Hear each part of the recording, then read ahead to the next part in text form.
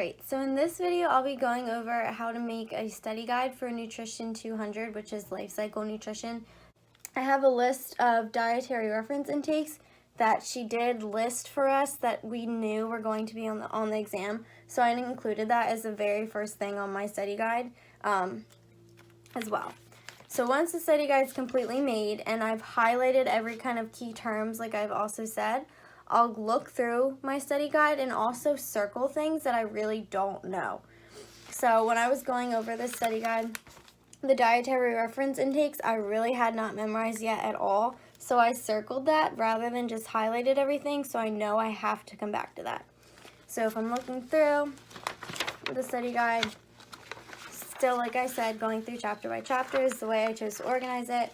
I see again under the energy recommendations that I have some more things circled, so I really need to focus on that as I'm reviewing.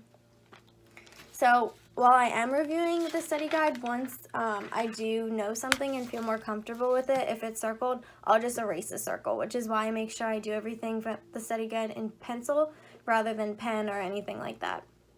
So I also make any changes to my study guide that I feel fit as I'm going through it as well. And I also, after I feel more comfortable with it, consider making multiple choice questions from everything that I've written to include at the very end of my study guide.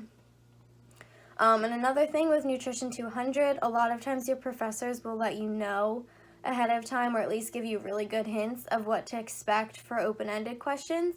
So if that's the case, I'll take the time to write those out at the end of my study guide as well. So that's pretty much all I do for my Nutrition 200 study guides.